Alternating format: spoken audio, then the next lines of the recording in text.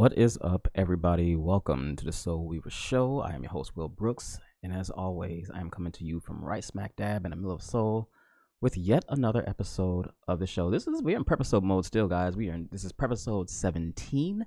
I don't know why I keep calling it that. I don't even know why I call it Prepisodes. There's just preparatory episodes, and that's what makes me feel better. I guess that's the reason. I feel better if I mess up on something that's like preparation. I feel better calling it practice. But real talk, it's all happening live. It's all staying up on the site, or it's all staying up on the page. It's all staying up on Seoulweaver.com. So I don't know why I am calling it Prepisode mode, but that's what makes me feel better. So that's what we're gonna do.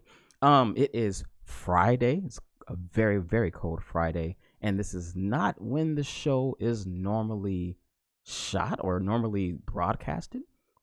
Usually I do it on Thursday nights. Thursday night at 7 CPT, 8 o'clock KST. I try to squeeze a show in on Thursday night. And that was supposed to be the case. That was actually the goal this time last night. But the reason I do Thursday nights is because my house is empty on Thursday nights, and I don't have a very quiet house despite the low number of people I have in my house. It's just 4 of us. But it's a loud house. And it's best to do it when people aren't around and the house is as close to empty on Thursday nights as it's gonna get. So that's my goal. That's to do it on Thursday nights. But last night I was looking at an article, and in fact I'll bring it up now. I was looking at an article, or I was prepping for the show, and I was looking at the article that I'm gonna show you in just a moment. And my wife and son were out of the house, and I was like, cool, I can just do the show and then get it knocked out like normal, like planned, like every other week since the end of 2017. And then I saw this it's particularly cold in Korea now. And when I was looking at this picture, I was going to report on it and talk to you guys about it and show these images and talk to you about how cold it is here, how it's record cold last night and today. And I started, guilt started to set in, man. I started to get like that guilt creep on me, and I was just like, man, my wife and kid are out in that. Should I be sitting here doing a show? No. So I packed up my toys, went and picked them up, and got them, and just wasn't able to get with the intent of getting back and doing a show really, really late. But by the time we got back, it's been a long week. I was tired. It was Thursday. I still had to go to work on Friday, and I ended up not doing it. I say it was a long week because on Tuesday, I got a wisdom tooth pulled, my last wisdom tooth pulled, and it was a harrowing experience, a nightmare.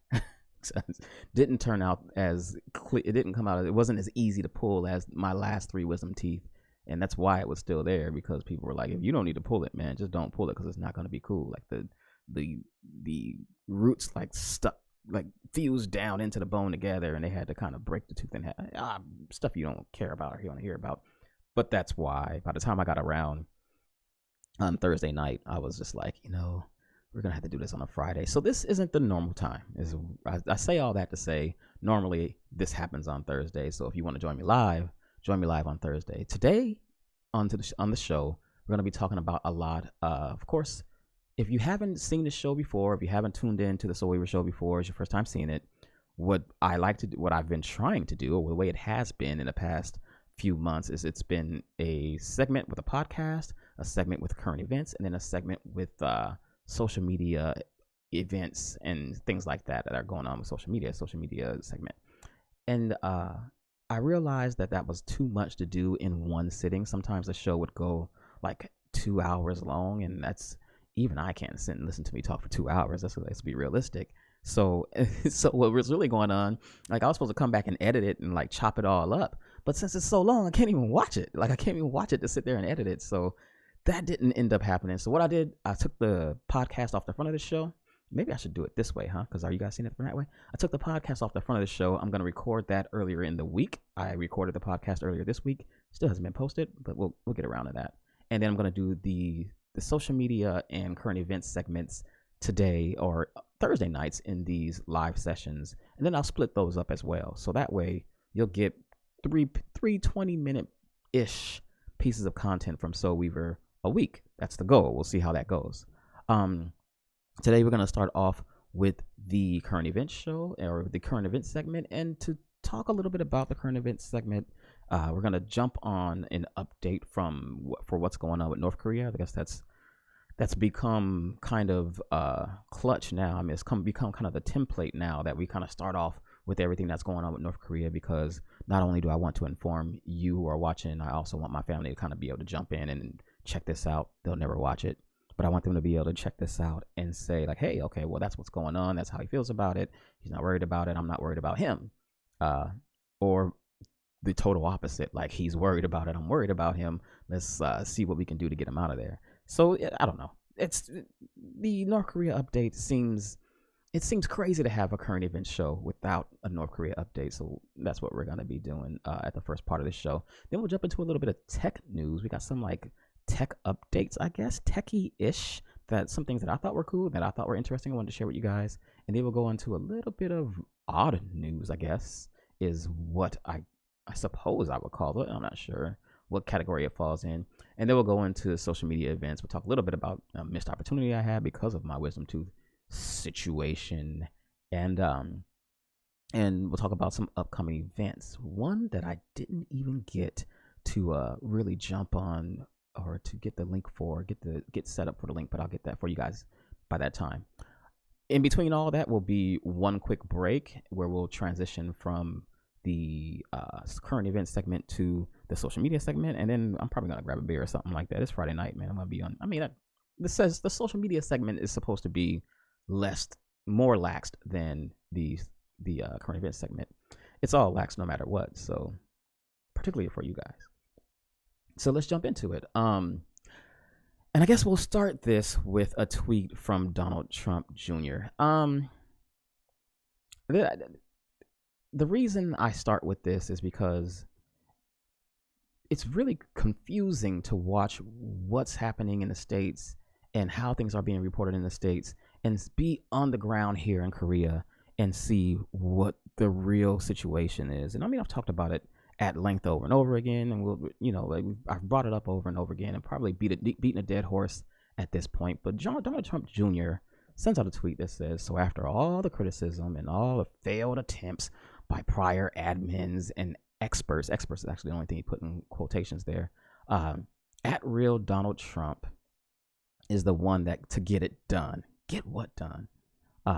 You may not like his methods, but the man is effective. Hashtag MAGA. And I mean, I don't know what he's talking about here. So I guess so. Oh, actually, I'm sorry. Let me back up. What he's talking about here is a Fox News article that basically shows like the Korean president and one of the Korean prime minister, one of the cabinet members, saying that Donald Trump was key in getting the talks to start, or getting the talks open between North and South Korea. So here's what happened. Finally, after I reported this last week or the week before, or talked about that last week and the week before, Kim Jong-un said in his New Year's speech that he's open to talks with South Korea. And I guess the Fox News article looks like they're saying not just them, the Koreans came and said, hey, Donald Trump was a big part of that. Of course, that's what they said. But Donald Trump Jr. here, Agent Orange Light here, is sitting here talking about, hey, he's the one to get it done. Nothing's done, guys. That's my main point. That's what I want to talk about. This is like counting score or cheering like you won the game simply because you scored in the first quarter. There's a lot left that needs to happen. And this isn't something new. Like the Korea, this hotline that they're talking about, it was open 2 years ago, 2.5 years ago, maybe. It's been open since the 70s. There's nothing new. It just having it open doesn't get anything done. Now, it is good that it's open, and I'm happy. And, it seems a little, you can kind of relax just a little bit. But there's still a lot that needs to happen in order for there to be some actual return. Or is there a return? I don't think we go back to the way things were. I don't know where we go from here. And I think that's the main concern. Like, what's done? Nothing. You're going to see in just a few moments, you're going to see from another tweet, you're going to see from the articles that we're talking about, that there's nothing really over. And it's crazy to make it look like you've gotten a win in, or that we've won somehow. There's some foreign policy win here or something being resolved on the Korean Peninsula, when you still have to talk about North Korea's weapons or nuclear weapons and what they're going to do. There's still sanctions in place. South Korea has to follow them, and it's just as confusing as it was ever before. So let's jump on to the next topic because I'm going to beat that to a dead horse. Nothing's done is my only point. So another good thing that's came out of the news this week was that Trump says he's open to U.S. talks with North Korea, Pyongyang, under the right conditions.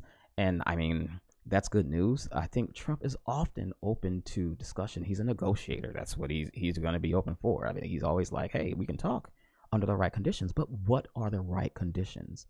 So, I mean, we take a look at the Iraq deal. Let me straighten up for you guys real quick. We take a look at the Iraq deal. The Iran deal. What did I just do right there? The Iran deal isn't appeasing to Trump because it's not under the right conditions. And I mentioned this maybe last week or the week before, but the right conditions for America sometimes means the country has to change as a whole for itself. You get what I'm saying? Like, it's like the right conditions sometimes equals people saying, oh no, you guys have to give up your democracy for us to talk to you. And be like, no, that's never going to happen. They're just not ridiculous, but unreasonable cases or unreasonable stipulations from that country's point of view that they want to be the right conditions. So the right conditions here is a real big ploy or a real big concern for me, because that can be open to interpretation. And when you think about Trump, it can be the right condition today and not the right condition tomorrow. He kind of goes, he's, what's the nice way to put it? He's fluid, right? Like one minute he says one thing, and then the next minute he says another thing, and you really can't tell. You really have to pin down what the right conditions are. So I really hope there are other people, like one of these people we're going to talk about in a few minutes, who are kind of pointing out or defining what the right conditions are and getting that point across to the president and getting that point across to both South Korea and North Korea. But he's always open to discussion. I don't think that's almost not news. I almost didn't put that in there. This was interesting. So normally, if you've watched the show before, you've heard me talk about. I see a comment saying, leave it to Fox News. A co-host is telling me, leave it to Fox News. I guess they forget about all that other stuff. 6-party talks and stuff like that during Obama's administration. And that's true. Like, there were all 6 parties were sitting down talking in 2010, 2010 and 12, I think, possibly. But yeah, it's just a lot more conversation going on in the past and not happening right now. And it's just, not to go back and beat a dead horse, but definitely not done. So the Conservative Party, or a Conservative Party here in Korea, gives a rare praise for Moon's North Korean policy direction. So they like the direction that President Moon is going in. If you're unaware, President Moon is kind of the one of the first real liberal candidates that they've had, or presidents that they've had here in Korea. And Korea's, I guess, politically, they're more conservative than liberal. Just things really got crazy and went haywire with Park Geun-hye, and now you have President Moon in office because people were just tired of the corruption and the scandals that were going on. So that heavily influenced him being elected. But what it really goes on, this is like the minor Conservative Party too. It's not even a major Conservative Party. So this is the minor opposition saying that they kind of like the direction that Moon is going in. And what the article kind of points out is that usually more liberal governments are a little easy on North Korea. And they were concerned that when they saw how anxious Moon was to go talk to Kim Jong-un after his New Year's resolution, or his New Year's address, they saw that there was a little too much angst in that. Like he jumped up and did it too quickly. And they were worried that was a sign that he would kind of like compromise the universal sanctions deal or agreement that's being put in place against North Korea, or he would cough up something that's a really good bargaining chip in order just for the sake of having North Korea talk to you. That was a real concern of mine too. I thought they kind of showed their hand. They kind of overplayed their eagerness there. But later on in this, earlier in the year, when President Moon came out, he said that he's no, actually, let me read this quote really quickly. Conservatives remain skeptical about inter-Korean talks, believing that the impoverished North will only use the dialogue to ease global sanctions. Uh, I got a typo there. Writing economic concessions from the South, sowing division among South Koreans, and driving a wedge between Seoul and Washington. So they worry that the North is gonna, like, this is an act, right? Like, they're saying, oh yeah, we want to talk, we want to come to Pyongyang, and we want to come to, Pyeongchang, the Olympics, and really start having a dialogue between the two countries, all while still developing their nuclear program, still sowing discord amongst South Koreans who some feel like we should be easier on North Korea, some feel like we should be harder on North Korea, and sowing discord between the U.S. and South Korea, and trying to drive a wedge between that alliance. And that's their main concern. And to be completely honest, I am certain that's what the gameplay is there, the game plan is there in North Korea.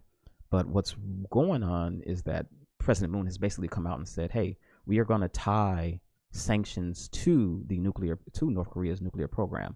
You give up your nuclear program, we'll give up, we'll try to lessen the sanctions. And so, I don't know, this kind of brings it out an interesting point. You always hear people say that sanctions don't work. One of the big arguments why China and Russia never jump on or rarely jump on with the UN to do sanctions is because they say they don't work. And they seem to be working fabulously now. Maybe that's because Russia and China are on them, but I think that's a big deal. So this is the first time I've ever seen sanctions really seem to take a hold of it. And so people are basically saying that, yeah, North Korea wants to, the reason they're throwing out the olive branch is because they want to get rid of these sanctions. I imagine they're very damaging up there. But I don't know.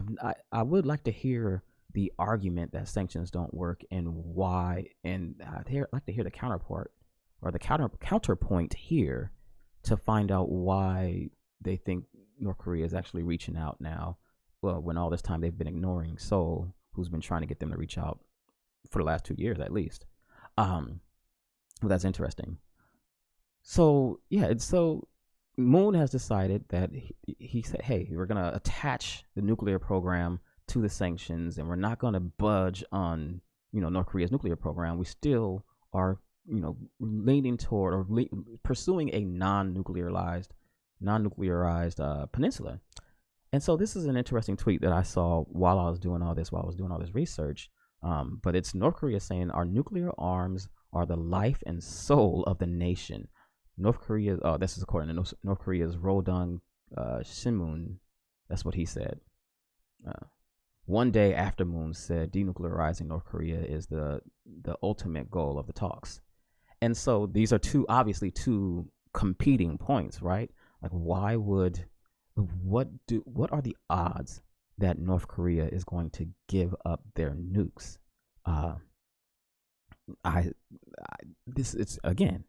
It's not done. Like, there's nothing done. Like, we just get to have a conversation that we were having 2.5 years ago, 3 years ago. But now North Korea must obviously think that they're in a better bargaining place than they were 3 years ago. That's why they cut the communications in the first place. They think they've shown the world, according to North Korea, they've shown the world that they have a nuclear program. And they have definitely shown the world that they're further along than what people thought they were. And so they're going to come with talks thinking that they're in a position of power. And I think I understand that logic. Again, I don't think North Korea wants to use their nuke. I think they want to kind of intimidate everybody into allowing them to sit at the big boy table. But who wants to take that chance? Who wants to take that chance? So I understand the concern. Believe me, it's not as if I'm not concerned. It's just, where are we going from here? That's why I'm really, really happy that a lot of people smarter than I am and definitely more knowledgeable than I am are working on this issue. And here is one of them. That was a good transition, man. I just messed it up, but that was a nice little segue into the next topic. I'm getting better at this. So this is a Korea Times interview with Christopher Hill. He's a former U.S. ambassador for South Korea. He was an ambassador in 2000 from 2004 to 2005. He was the head of U.S. delegation from 2005 to 2009 in six-party nuclear talks. 2009, Jannard, co-host. That's what year it was. Yeah, and in the six-party talks with Japan, Russia, China, South Korea, North Korea, U.S. Yeah, there you go. And I think I might have missed one there. But he gave an interview with the Korea Times, telling them, kind of a warning of things. And basically, there were three real topics of his interview. One, he wanted to talk about the intentions of North Korea, and he says they lay groundwork. North Korea wants to lay groundwork for relief from sanctions. That's all they want to do, without addressing nuclear issues. Yet another key point, that North Korea has its nuclear program in their mind, and they're not going to give it up. So we are like, this conversation is one that's going to take place for a long time. They want to fake responsibility while developing their nukes. They want to say they're a responsible party and a responsible state, but they're still going to be developing their nukes with possibly irresponsible points or reasons. And then they want to I lost my place, I'm sorry. And then they want to create division between Iraq and the U.S. alliance. And this is kind of, it just tracks with what we were reading or what we were talking about from all these other places. So I would bet he's making similar points that the Conservative Party or the minor Conservative Party was making in the article that we talked about earlier. So and these are valid points. There's no reason to look at North Korea and say, now they're ready to talk because they're ready to talk, they're ready to listen. That's like not a very valid argument in this situation. So we don't know what these talks are going to bring. There's going to be a lot that goes on, a lot of back and forth, and a lot of things that, I don't know, we're not out of the woods yet, is really what it comes down to. So there we go. That's the North Korea update. That's the last article I have in North Korea. Didn't look at the news today, so I don't have any updates from today specifically, but if I see something that is a development on this, I'll post that in the Seoulweavers Facebook group. If you're not a part of that, feel free to join. Just search for Seoulweavers on Facebook, and we'll talk about that. We'll have that discussion in chat and things like that in the comments there. So on to other news. Now, an interesting thing, I probably should break. Maybe I should break. You know what, guys? I'm going to take a quick break right there. That ends the North Korea portion of the current events segment. Let me go ahead, jump off really quick, get a couple of things arranged. I'll be right back, because actually I'm really going to cut the video right here and then come back in. I'll be back in just a moment. See you guys in a few.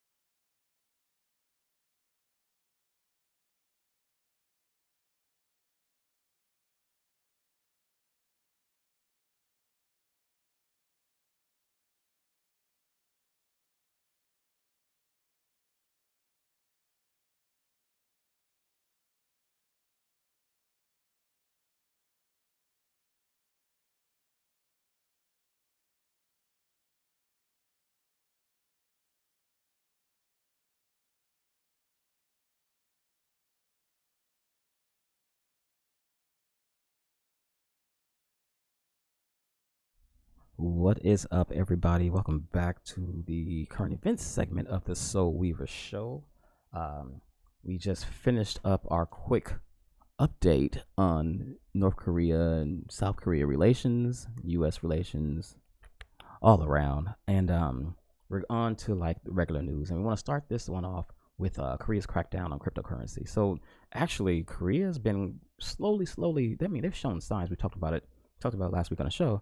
They are cracking down on cryptocurrency, like trying to ban it. The rule they put in place last time was to just get rid of the anonymity of Bitcoin and all cryptocurrency. But now what they're doing is trying to crack down on cryptocurrency trading, period. And this has sparked a lot of backlash.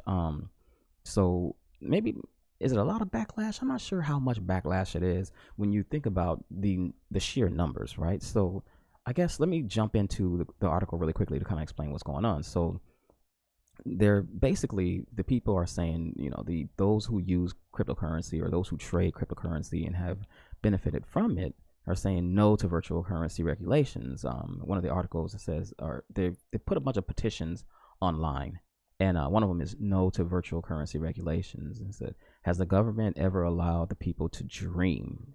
And that's one of the petitions there, and it has 40,000 signatures on it. Any petition that's on these online, I don't know if it's any petition, but most of these petitions that are on this online forum, if they get 200,000 or more signatures within 30 days, that's January 27th here, they actually get sent up to President Moon. So if the petition actually gets signed, gets enough signatures, it's President Moon's got to set eyes on it, quote unquote. But the concerns are pretty interesting. So some of the quotes from this one petition says it's the individuals themselves who should take the responsibility for their investment, whether they succeed or fail. The accompanied risks exist in all sectors, be it virtual currency or stocks. And I guess that's making a reference to the evident bubble that people are pointing to. They're saying cryptocurrency is a bubble and it's going to burst, and that's why we have to regulate it. And that's their response to that. It says people are no fools. They're investing in cryptocurrency or virtual currencies because they consider it to be a part of the fourth industrial revolution, and they invest within their capacities. So they're really saying that people aren't pouring their whole savings and everything. They're not pouring everything into this big bubble that's bound to burst down the line. They're making, I guess, responsible investments and reasonable investments, and with the knowledge that it's a bubble and that at some point in time those are going to be lost. And if they aren't doing that, then that's kind of on them. It's not on the government to protect them. Sounds a little bit like a libertarian standpoint on it, but yeah, I kind of agree with that. I'm like, hey man, like if people want to invest their money in it and lose, then let them go ahead and lose. As I don't know, just let them go ahead and lose. What difference does it make? Like, why do you have to protect people? But some people feel that that's not the actual reason the government is so concerned about cryptocurrency.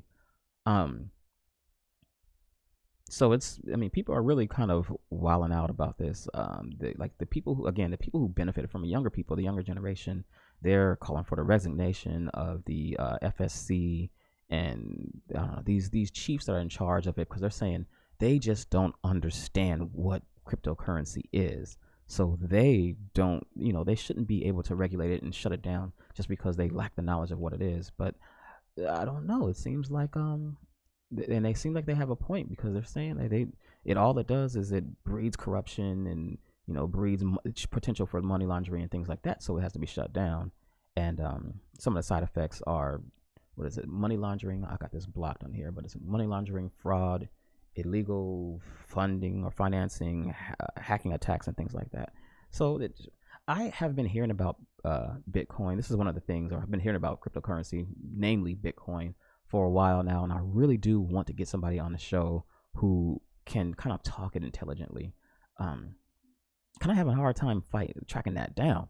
I am getting a call from a college professor tonight that said he would talk to an economist, one of the econ professors at his university, and he's supposed to call back and talk to me a little bit about it. So I will record that conversation, go back and actually do some transcripting to see what he says about it and post that on the blog if I can get that done. So we'll all know a little bit more about cryptocurrency.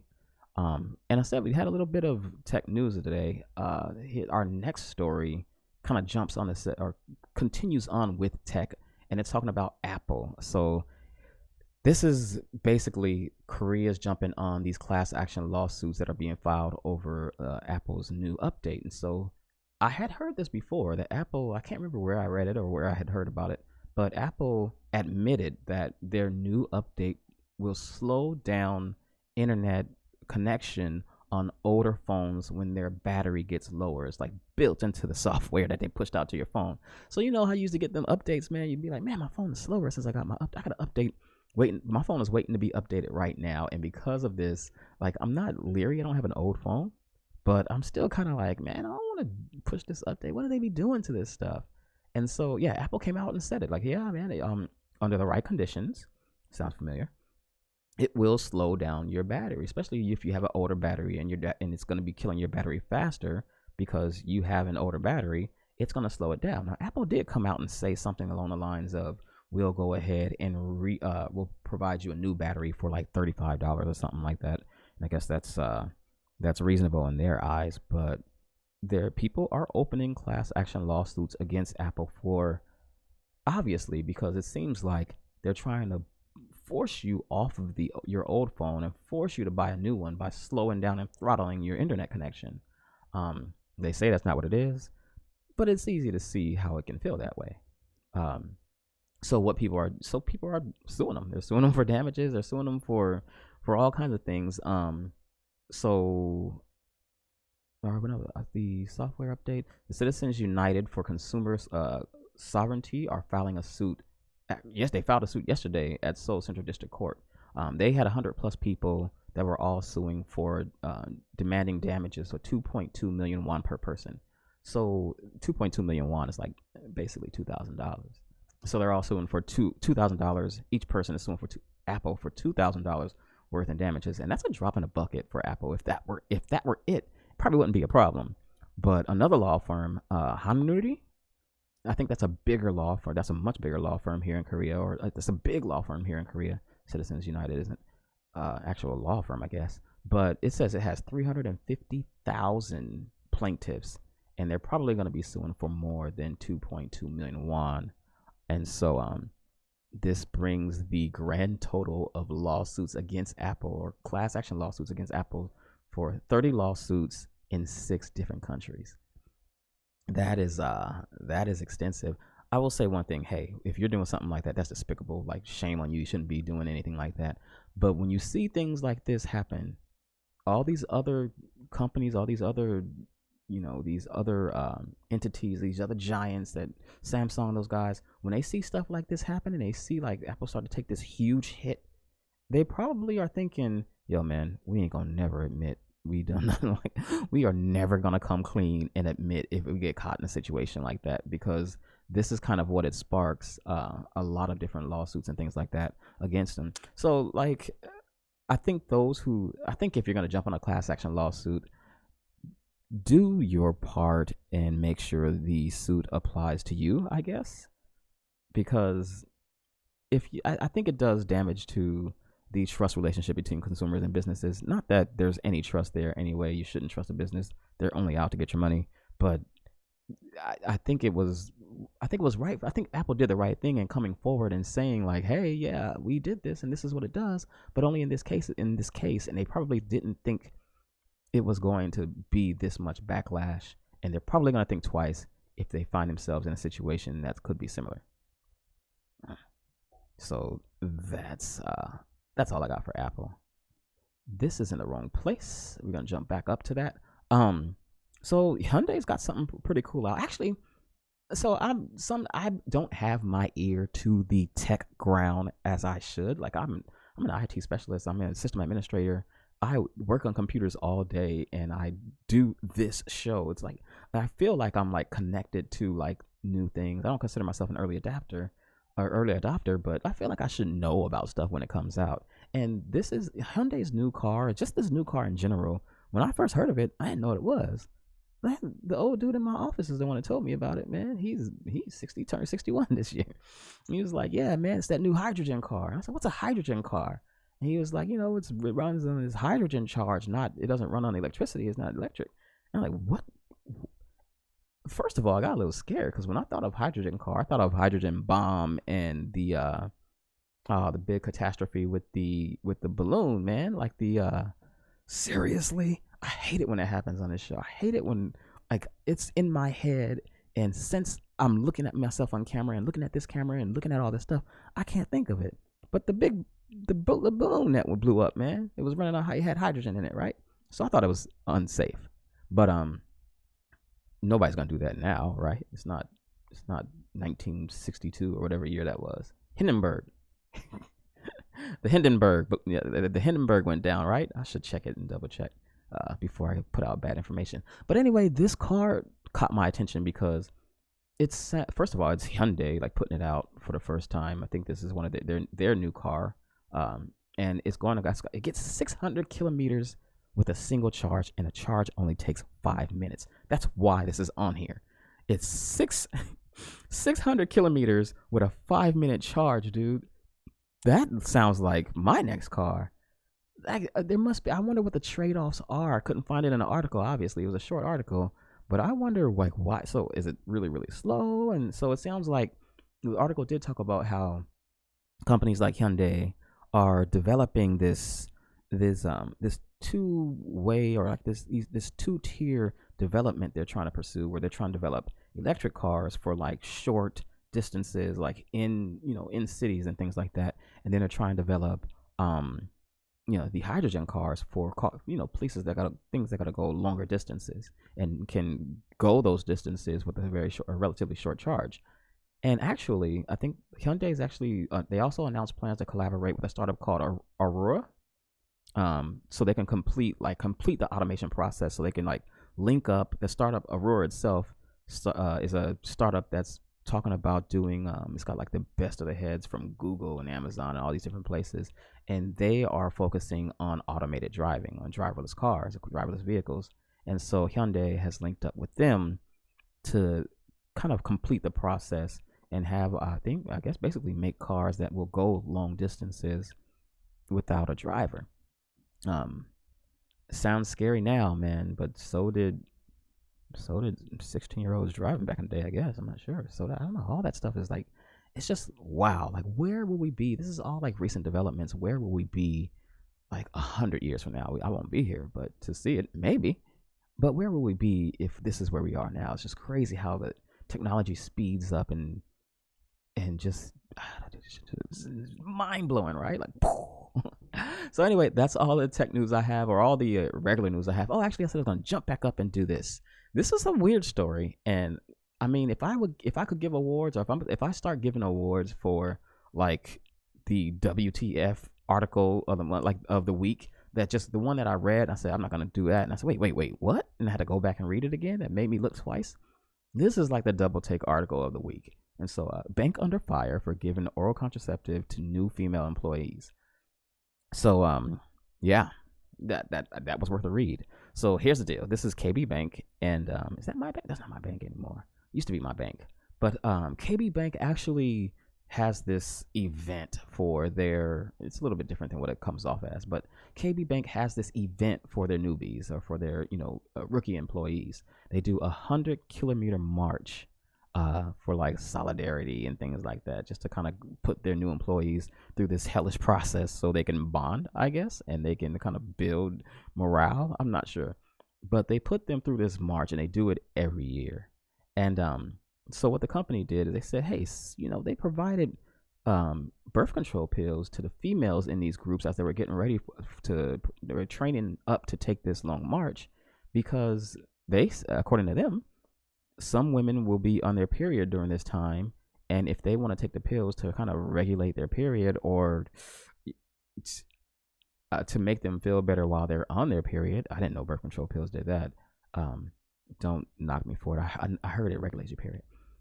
But so they gave it to them as an option to take for that reason, to like maximize, to kind of like quell discomfort for those who are on the period at this time. Sounds like good intentions gone awry, really. Because it doesn't sound that bad, but it got some really, really negative responses on a Facebook post. To be honest, since the numbers, like the numbers in Korea, I think they get a little higher than what you see like in the States, right? Like when Korean netizens, like when a Korean internet community jumps on something, they jump on in mass. And so they said this had 2,000 responses, or this Facebook post that explained what happened here had like 2,000 interactions and 300 comments. And I'm like, man, really, that's not that much. Like, I don't think, I mean, it's way more than I ever get, but I don't think that's a real big issue if that's all the attention it got. And most of the comments were negative, and they were saying, how can a country violate their, I don't know what they're even violating there.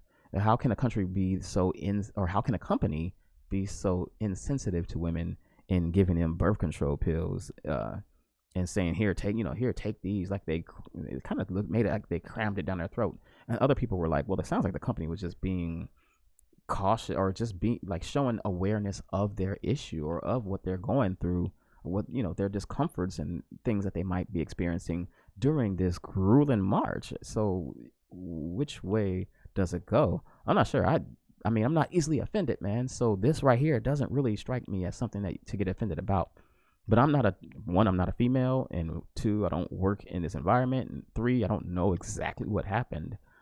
So I'm curious to hear your thoughts. Like, you're a woman, first year working for this company. They give you birth control pills and say like, hey, here, take these, because you're gonna have this grueling march and you're gonna be on your period. You may be on your period at that time, so take these. Or I'm not even take these. Like, you can take them if you want. I don't think they told them that they had to take them. They just gave it to them as an option. I don't know. What were your thoughts? Because I'm curious to hear what you guys would say. So holler at your boy on Instagram, at Seoulweaver, on Twitter at Seoulweaver, or leave a comment in the Seoulweavers Facebook group and let me know what you think. Because, yeah, I'm really curious. So that's all I got for the current events show. We're going to go ahead and end the current events segment right here. I will be back in just a moment with a beer and a little bit of social media posts and upcoming events, and just a little bit of, a little bit of shamming for the rest of the episode. So see you in just a moment. I will talk to you then. Holler at your boy.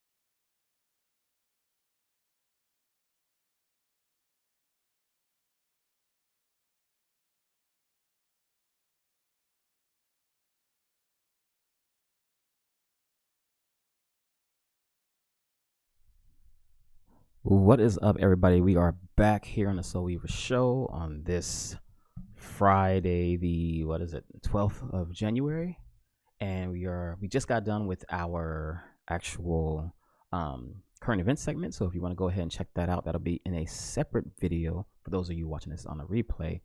And for those of you watching this live, we are going to jump into social media upcoming events right now. So this is the last half of the show. I just grabbed a beer, man. Like, it is Friday night, and there's a friend of mine that was like, "Hey, man," actually my co-host, my temporary periodic co-host, he was like, "Hey, man, yeah, I'm getting ready to go out. We're gonna go out and have a couple of beers with coworkers." And I was like, "Man, that sounds cold. I'm not interested in that at all." Like, that sounds like, what? You gonna go have beer, like, out? It's cold today, man. This is the coldest day of the, saying it's the coldest day of the year isn't really that big of a deal because it's January 12th, but it's the coldest day of the winter of the season. Like, it ain't been this cold since, I don't think it was ever this cold last year. -13, -15 today. negative 15 degrees Celsius, nightmare. You get outside and you walk around and you're like, hey man, it's not too bad. I mean, it's cold. Like it's cold. I feel it, but it's not terrible. And then you like walk around for a little while. This is just my walk from the car to the office. And you walk around for a little while and you're like, it's actually pretty freaking cold. Like it's pretty extensive. And then by the time you get inside and you're like, okay, it's freezing. I need to get inside. And you feel like what the temperature around you should be. You're like, yo, it's freezing out there. My glasses fog up when I walk. It's so cold that when I'm outside, like my glasses get so cold that by the time I walk inside, they just fog up. I can't even see where I'm going. Ashy elbows here. I'm not gonna point that out, but some of y'all gonna see it and say something about it. So we are back with the so let's go up onto the social media and upcoming events.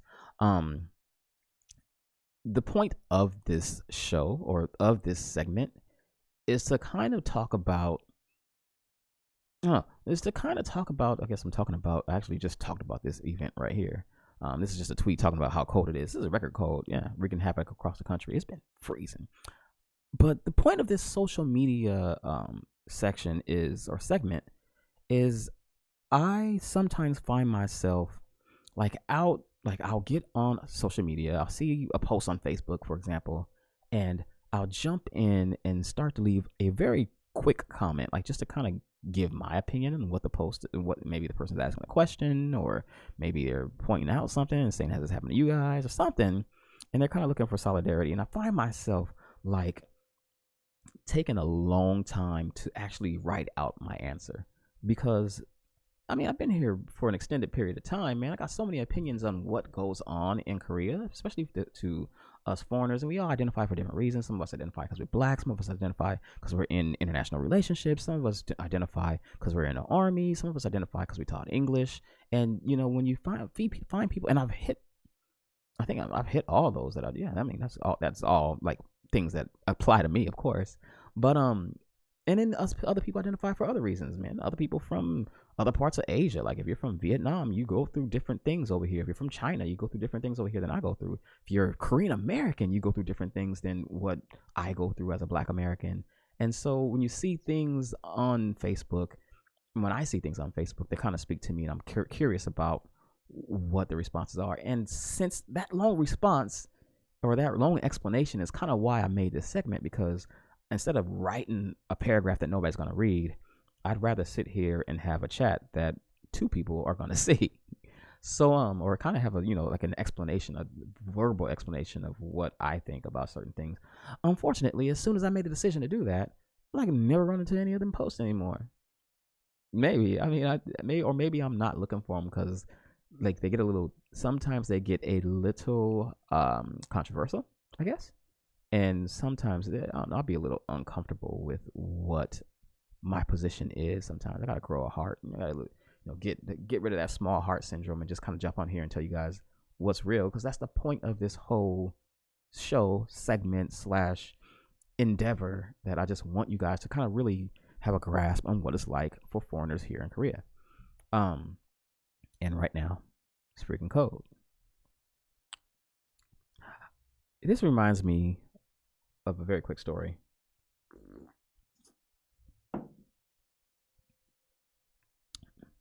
So, sorry about that. So last year I had a conversation with somebody, one of my higher ups, my boss's boss, and he had just gotten into country, and it has to been around mid-December or something like that. Just got in the country. Maybe it was a little bit later in the year or later in the winter season. But when we were out there in the cold, and it wasn't terribly cold last year, and he was like, "Man, it's freezing," and I was like, "No, it's not. It ain't freezing. This isn't freezing. It's going to get colder." And he's like, "What? Where are you from?" And I was like, "I'm from California." He's like, "What part of California are you from that you think this isn't cold?" No, I think this is cold, and that's based on me being in Korea for so long. But I know how cold it can get. I remember the first time I was like, this is the coldest I've ever been in my life. And I'm from the desert. So if I've adapted at this point and I'm saying it's not cold, truly it isn't cold. And he was like, "Nah, man, you're just crazy. You're just a crazy person. No, it's freezing." and it is cold, and he's from New York. And I was like, man, I kid you not, it is going to get a lot colder than it is right now. And so the whole year went by. It never got cold last year. I never remember having to pull out my big jacket last year. I remember every time I walk out the door, my wife said, "Hey, wear your big down jacket." Like, I don't need it. Like, I'm just wearing my little small down jacket because it's not. What am I gonna put on if it gets really cold? And I'm used to wearing that big jacket. I got nothing else to put on. I gotta put on stuff under. And so I said, I acclimatized. This year though, like, this is cold. And so we saw each other, ran into the same person. We saw each other in a mailroom or something like that. And he was like, yeah. I was like, "Hey, how you doing?" He's like, "Not bad." I was like, "It's a little cool out there." He said, "Yeah, it's cold." And we looked at each other at the same time and said, this is cold. This is freezing. Like, this is what you call cold. And this is why you pull out it. This is when you pull out everything that you need. That was 2 weeks ago. And it was 5 degrees warmer than it is right now. That's how cold it is right now. So yeah, if you're here, you're feeling the pain. If you're not, and you know somebody that's here, and you can, I don't know, if you got family that's here or something like that. Alex's mom, who just came to mind, Miss Roberg, if you're watching this, send Alex some long underwear or something like that. So I did want to talk about this. This is actually going to spark a bit of conversation in a couple of different directions. And I probably should have wrote down my notes here. I thought I was going to be doing it that night. But this is a new KTX Pyongyang line. Did I say that right? Pyongyang. Yeah, line. It's a new line that goes somewhere, man. I don't know if this. I think this is the one that goes through Pyeongchang for the Olympics. I could be wrong on that, but this is just a Korea tourism link that kind of says, "Hey, this new line is open, and for more, you can go to that link." Here's the thing, man. First of all, whenever I look at a picture of a train or KTX now, after seeing Busan, like the Train to Busan, the zombie movie, I just get flashbacks when I see that corridor, man. Like, I just get like, there's just zombies just automatically appear there. But that's one little side note. One thing that I've learned in my time here is that when they develop these lines, they kind of kill the communities in between. So what happens is, what happened a long time ago is people want to, like, decentralize Seoul, right? Reasonable people want to decentralize Seoul and to kind of get the population to kind of spread out. Because I think it's like 80% at this point of the people in Korea live in Seoul. It may not be that high, but it's some ridiculous number where you'd be like, wait, what? Like, more than half the country lives in one city. And it's obvious, because if you go anywhere else, any other big city, it feels like, you can feel that there's 30% less people in it. And it just seems like a better idea to kind of spread people around a little bit. But they have a hard time doing that because people don't want to leave Seoul. And so what these new lines end up doing is they end up killing, like, the bus community. There's like this great bus community here, or this busing, not community, but the bus infrastructure. The busing infrastructure in Korea is pretty great. You can get off at Incheon Airport. You can catch a bus to anywhere in Korea. Well, they lose a lot of business, obviously, because people, those who can afford it, catch the KTX when they start bringing the KTX through their town or through near their town. They start catching a train, and that kind of just really diminishes the bus industry. It also stops people from moving out there, because instead of moving, sorry about that, I didn't turn that audio off. Instead of moving out to somewhere in Gyeonggi-do or something like that, instead of moving their home, they just commute back and forth. And so what some people will do is they'll get a small place and stay out there during a week, and then commute back and forth on the KTX. So and just never really contribute to those towns. So Seoul gets more condensed, and people never really move out of here. I had the option to move out of here, and I was like, man, you crazy? I ain't leaving Seoul. It's Seoulweaver. That's the name of the thing. Had a chance to move down to Waegwan. Now, an interesting thing, when I lived in Waegwan back in 2009, 2010, I loved it down there. And I tell you what, I would come up to Seoul. Waegwan's this way down south, this far out place. My son was born down in that area back in 2010. And it's far away and really nice and quiet and country. And it had just enough there, I guess, maybe since I lived there, obviously, since I lived there, it had enough to where I was really, really happy there. I would come up, visit my boy, my brother from another mother, Anthony. If you're listening or you're watching this, shout out to you. Um, I would come up, visit Anthony, have a ball on the weekend, and then get on a train and be super happy I was going back to Wagwan. I would get back to the sign or get back. I'd see the sign, and maybe that's just because home is where your heart is. And we had a chance. That was back in 2010. Came back here in 2012. Had a chance and a job opportunity in 2014 to go down to Wagwan. We went down there to visit, met up with old friends, and kind of hung out down there. Drove down to Daegu, and just kind of looked around to see, hey, maybe we do want to come back there. Let's just go down there and check it out and see how much it's changed, because it's been X amount of years, and like I said, been 5 years, and they were developing a lot of stuff, and it looked just as nice and quaint as it always had. But since my house wasn't there, it was super inconvenient.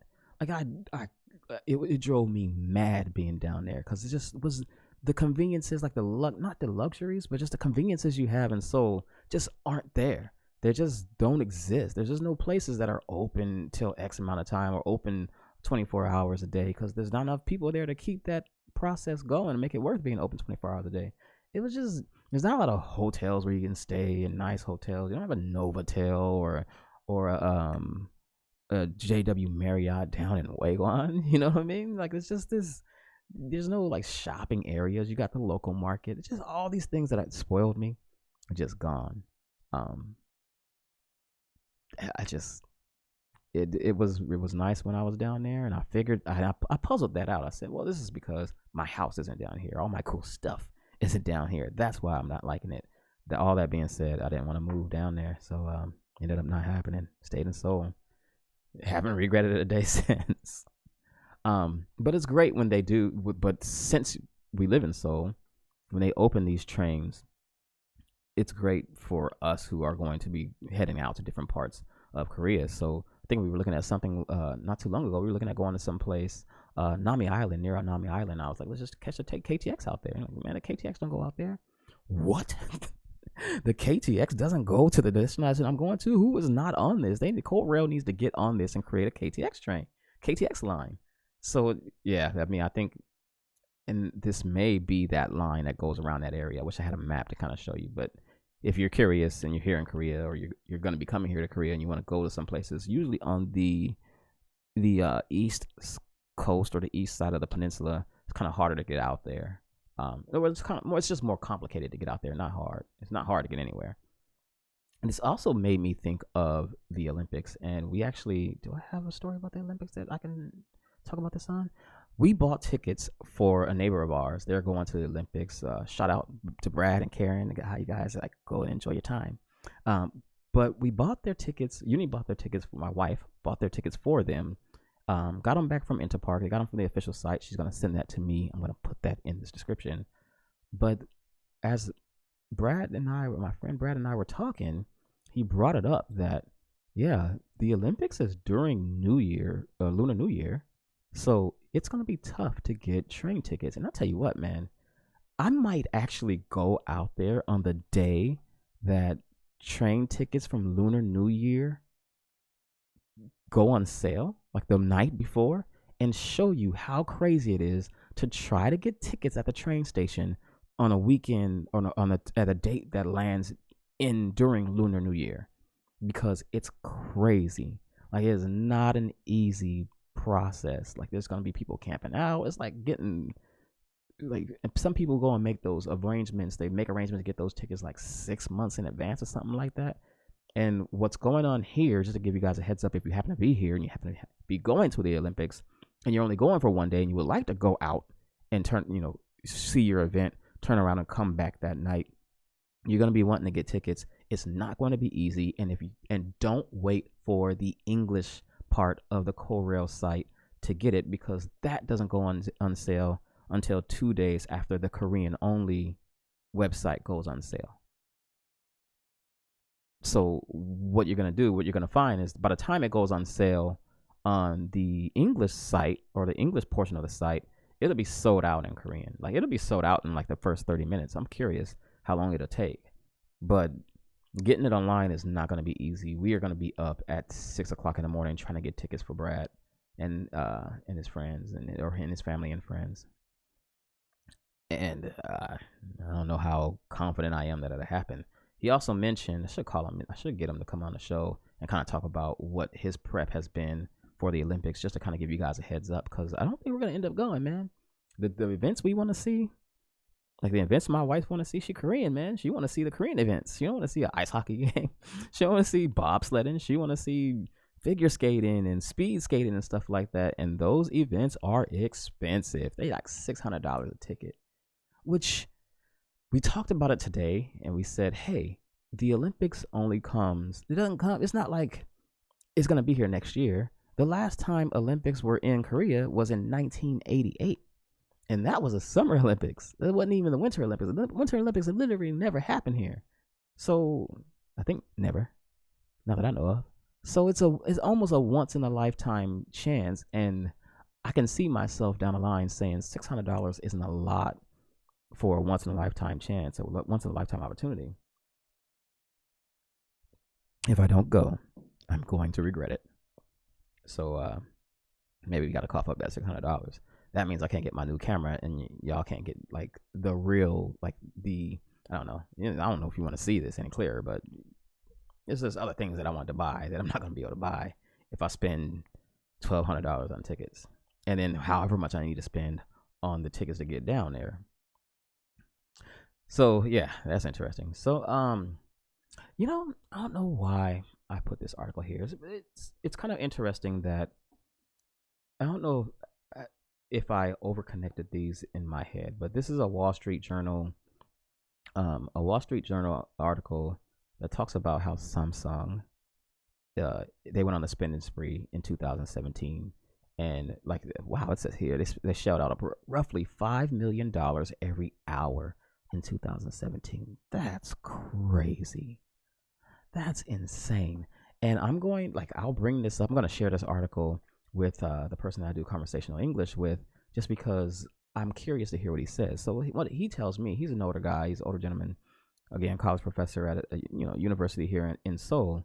He often tells me that in when he was younger, in his days, they were told to kind of sacrifice for these big companies, for these chaebols, and that sacrifice would come back to them in the future as those companies got bigger and started making more money. They were going to pour that money into the community. They're going to employ people. They're going to build stuff. You're going to create jobs and stuff like that.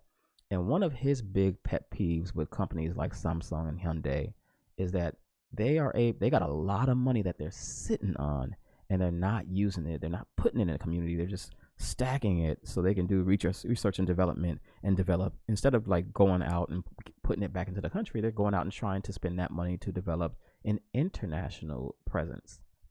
And for one, they're doing a good job, because I think I hear a lot more about these companies than I did when I came to Korea in 2001. I had never heard of Samsung. I had heard of Hyundai. I had never heard of LG, Daewoo, which doesn't make cars anymore. But there were these companies that I hadn't heard of before. And by the time I went back to the States, I can remember one Super Bowl Sunday, I was watching a Super Bowl, and I saw an LG commercial, and I was like, that's the first LG commercial on American TV that I've ever seen. And so they have done a good job. That is where they're focused. They are expanding and trying to create an international market and multinational business. But I think in a lot of cases, they are using their power in Korea to kind of manipulate the smaller businesses and limit the smaller businesses. And that then, of course, rolls down to where people who work for those smaller businesses get a fraction of the pay that their counterparts that work for Samsung get, just because the company's smaller. And that is a function of Samsung. Like, Samsung actually outsources all their D&D jobs, and they limit what they're going to pay smaller companies. They limit what they're going to pay them, and then the people that work on those smaller countries don't have the rights they should have, and they get hit with something when something goes wrong. Samsung's in the clear, that company's on a hook. The company basically just goes away. It's just this crazy arrangement that they have here, and they definitely do abuse their power. They have a lot of power, and they're make up like 40% of the, I think Hyundai makes up, or Samsung makes up like 30% of the GDP here in Korea. Is like something ridiculous. One company. And then what happens if that company fails? So the reason I brought this up is because you have these guys in place, and I made a connection just in my brain because I kind of the way I function. I connected it to them refusing to allow like college kids to trade for Bitcoin or trade for in the cryptocurrency exchanges. Like they don't want them to do. They don't force Samsung to do what they were supposed to do. What the agreement was, that the agreement they had with the Korean people, and they don't let the kids go find an alternate source of like trying to make a life. And then I had another article that talked about how the vast majority of 20 to 30-year-olds only make on average like $1,000 to $2,000 a month. It's crazy, man. Like it's rough being to be a young male in Korea right now. Seems like it would, unless your family just had money already. It seems like it would be rough. And I got family members that are struggling and going through the struggle right now. And I see it firsthand, so I know it's a little rough. That being said, that's another topic that I need to go back, write down, and get somebody to chime in on. So to jump on to the next topic, this was pretty interesting, and I really I kind of want to maximize what the response on this. So I'll probably I'm gonna go back and chop this part of the video out and share it on Facebook. So I'm curious what other people think about this. It's an article or a little social experiment, quote unquote, I guess it was a social experiment. It's a video that they shared called The Incredible Power, and they called it The Incredible Power of Human Kindness. And so what's going on, I'm not going to play the video because last time I played a video in Korea, my video got like tagged, and they actually took the monetization of my video. I'm not going to play the video, but this is just a quick picture of it. What it is this, you can see, if you're watching this, you can see the Korean gentleman on the right-hand side. He's actually out at a bus stop asking random commuters to help him tie his tie. He's saying he's got a job interview and he doesn't know how to tie a tie, and he's got the interview in X amount of time, and he's asking them to help him out. And I mean, it's pretty much everybody helps him, man. Like everybody says, oh yeah, you got to tie your tie, and you got to do this, you got to do X, Y, Z. And this someone's a really good part to stop it at this, because when he asked this Ajima, she was like, it's so cold, your hands are frozen, you should, she was like worried about him. She's in regular Ajima fashion, or Harmony fashion maybe even, but it's saying that people are so nice because they helped this guy tie his tie. And you went into the comments and I saw something interesting. First of all, I saw people from everywhere, from all different kinds of countries, say both negative and positive things about their own countries. And they said you would never be able to do this in the US. Some people said you could only do this in certain parts of the US. Some people said you'd never be able to do this in Australia. And some people were like, I'm from Australia and I see this, I would see this as just regular behavior. Why is this incredible human kindness? This is just being human. And you would see like the comments were crazy. But the thing that occurred to me, and maybe this was in there and I didn't see it because I didn't have time to go through it all together, but seeing this in Korea, a Korean gentleman, tall, decent looking man asking other people for help to tie a tie, and them helping him, that's I don't think that's out of the ordinary at all. Especially if you're here in Seoul and things like that. They tell him they got an interview, because Koreans really, and I'm gonna watch what I say here, but Koreans really identify with each other pretty well, because you look at the other person, it's like, hey, that could be my son, that could be my my nephew, that could be my brother, this guy could be my he could be my this could be my son-in-law or something like that. And they can instantly connect with you. What I would have liked to have seen, and you guys bear with me here for a minute, or let me know if you disagree or agree, but I would have liked to seen somebody that's of not of Korean heritage, that speaks enough Korean to go through this same process. That's a real human experiment. What was I gonna say? That's a real thought experiment. That's something different. Like having a Korean guy walk up to other Korean people and ask them for help, that ain't really nothing. Like, have somebody like, I don't know, like Sam Okiri, but not with that recognition power, or that not with his recognition, like, but somebody that's as fluent in Korean as him, walk up and ask them for help to tie a tie.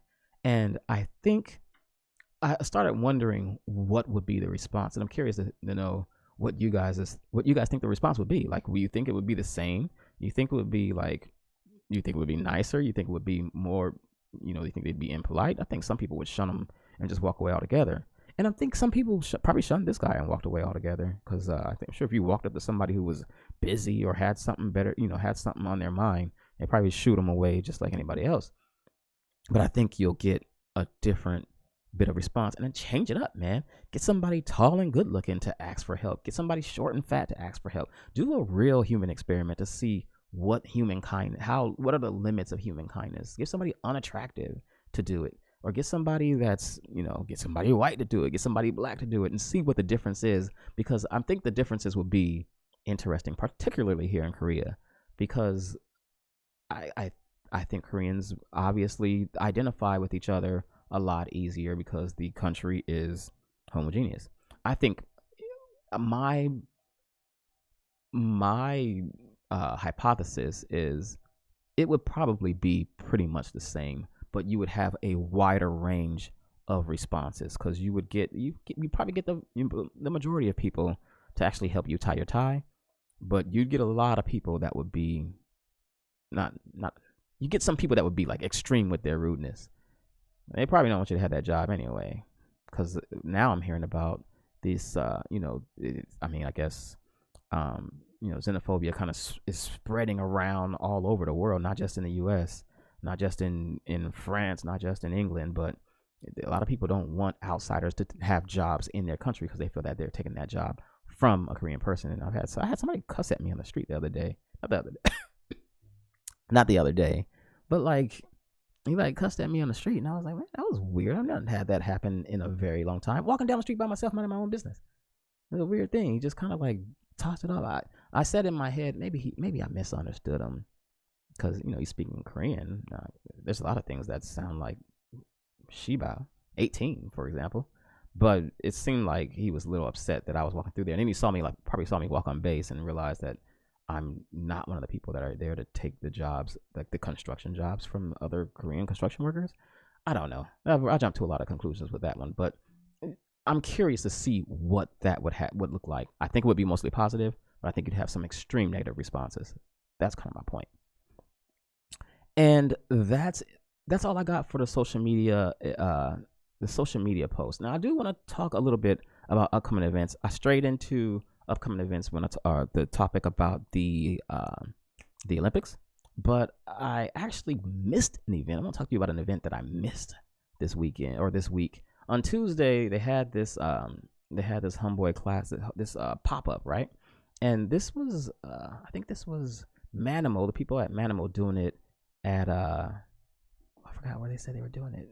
I had to go to the link, but the people at Manimal were doing a pop-up, and they were doing like this Chinese meat sandwiches and things like that. They were doing it on Tuesday night this week, and I had made plans to go, and I didn't realize, I forgot I was going to get my wisdom tooth pulled that night. So instead of like enjoying this good food, man, I was chilling and thriving in pain from getting my wisdom tooth pulled. Wasn't a happy moment.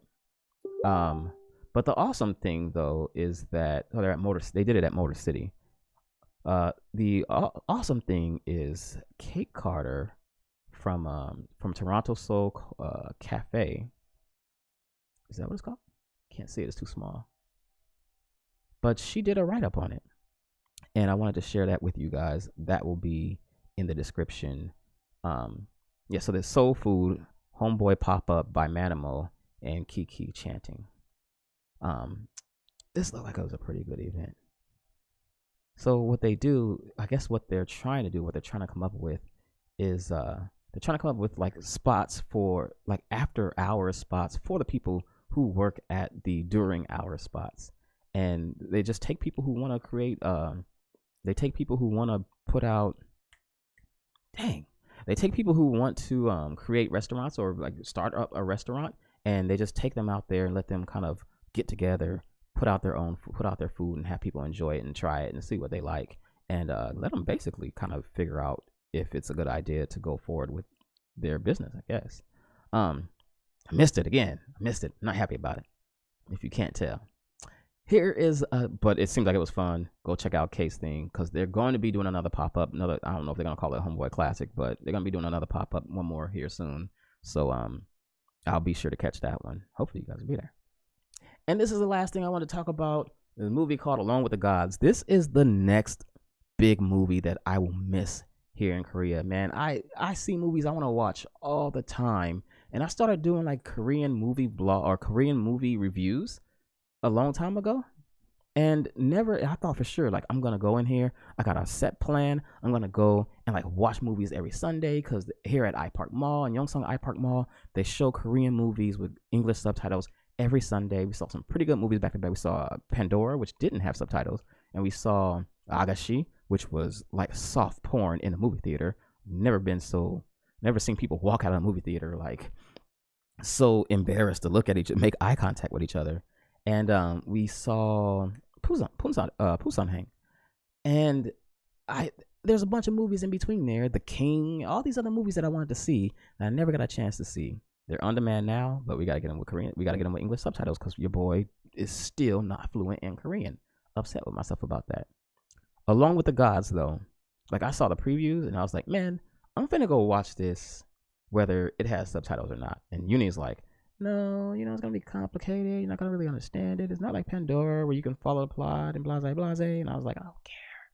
I'm tired of I never see even American movies that I want to see. I never get to see them because I never make the reservations to go see the movie. Next thing you know, I still haven't seen Star Trek or Star Wars. I haven't seen The Last Jedi. That's crazy. And what cardinal sin did I commit by accidentally calling it Star Trek? Somebody get on me. I deserve it. Lastly, I just watched Jumanji in the theaters. Thought it was funny. Thought it was hilarious.